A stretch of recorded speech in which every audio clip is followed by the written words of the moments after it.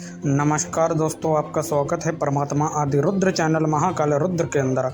दोस्तों, आप टॉपिक देखकर तो जान ही गए होंगे कि टॉपिक क्या है। दोस्तों, बहुत लोग लड़ाई करते हैं कि गोरखनाथ जी और चैतन्य महाप्रभु के ऊपर। वैष्णव और शैव लड़ते हैं, पर कहने की बात है लड़ते नहीं हैं। जो इस्कॉन है वो लड़ता है। जो असली गौड़िया चैतन्य, जो असली गोरखनाथ जी का जो सेवक हैं, वो दोनों नहीं लड़ते हैं। अब हम दोस्तों बात करने वाले हैं कि दोनों का सिद्धांत क्या है, जो आप टॉपिक देखकर तो समझ गए हैं। दोस्तों, चैतन्य महाप्रभु का जो सिद्धांत है कि केवलम यथाम भक्तिम केवलम तन्नारायणम हरि यथाश्च विष्णुम। चैतन्य महाप्रभु ने जो ज्ञान प्राप्त किया, जो मंत्र लिया हरे राम हरे कृष्ण, भगवान विष्णु का जो एक मंत्र लिया चैतन्य महाप्रभु ने, वो चैतन्य महाप्रभु ने किनसे लिया? श्री शंकराचार्य से। तो चैतन्य महाप्रभु ने भक्ति आंदोलन में अपना भागीदार लगाया और उनका एक ही मकसद था, हरि बोल हरि शरणम। तो वो चैतन्य महाप्रभु ने किया गौरंग महाप्रभु के संग और अपने सखाओं के संग मिलकर भगवान कृष्ण की भक्ति फैलाए गौड़िया प्रदेश के अंदर। अब हम दोस्तों बात करते हैं चैतन्य महाप्रभु भी किस काल में भक्ति आंदोलन फैलाया, जब मुगल का आतंक था। अब हम दोस्तों बात करते हैं कि चैतन्य महाप्रभु का सिद्धांत क्या है। चैतन्य महाप्रभु का जो सिद्धांत है वह द्वैत सिद्धांत है, द्वैत, अद्वैत सिद्धांत नहीं है। अब हम दोस्तों बात करते हैं गुरु गोरखनाथ का सिद्धांत क्या है। तो गुरु गोरखनाथ भी चैतन्य महाप्रभु की तरह परम भगवान शिव के भक्त हैं। तो चैतन्य महाप्रभु हाथ में चिमटा बजाते हैं और ओम नमः शिवाय मंत्र का जाप करते हैं। जो चैतन्य महाप्रभु हैं, इनका जो सिद्धांत है वो भी द्वैत, तांत्रिक, यंत्रिक और मंत्र और पुराण सहित श्री गोरखनाथ प्रभु का सिद्धांत है, श्री गोरखनाथ जी का सिद्धांत है। और गोरखनाथ जी परम शिव भक्त, रसिक शिव भक्त हैं। जिस प्रकार चैतन्य महाप्रभु, गोरखनाथ जी का सिद्धांत है शिव शरणम शिवम मोक्षम। शिव की शरण, भगवान शिव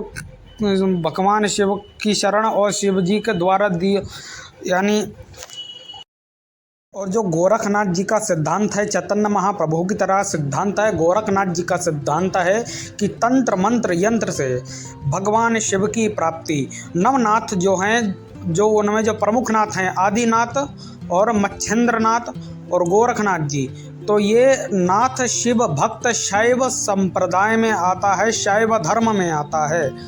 और ये गोरखनाथ जी का सिद्धांत है कि शिव जी की प्राप्ति, भगवान शिव की प्राप्ति। इसलिए गुरु गोरखनाथ जी ने जो अपने ग्रंथ लिखे हैं, इसमें जो शाबर मंत्र दिए हैं, भगवान शिव की प्राप्ति के लिए शाबर मंत्र दिए हैं। उसी प्रकार जिस प्रकार चैतन्य महाप्रभु ने चैतन्य चरिता अमृत के अंदर श्री हरि भगवान विष्णु तक पहुँचने के लिए वो 1000 मंत्र और 1000 संकीर्तन भजन दिए हैं। किसने? वो चैतन्य महाप्रभु ने। तो दोनों का सिद्धांत क्या है कि क्या सिद्धांत है? ईश्वर की ओर, ईश्वर की भक्ति, श्री भगवान विष्णु की भक्ति करना। किसका? चैतन्य महाप्रभु का। और गुरु गोरखनाथ का भगवान शिव की भक्ति की ओर जाना। और गोरखनाथ जी के गुरु कौन है? तो गोरखनाथ जी के गुरु शंकराचार्य जी नहीं है। शंकराचार्य जी एक प्रकार से गुरु गोरखनाथ जी के सहायक गुरु हैं, क्योंकि गोरखनाथ जी का चरित्र के अंदर श्री शंकराचार्य जी का एक बार जिक्र आता है, जब शंकराचार्य जी गोरखनाथ जी की भेंट होती है।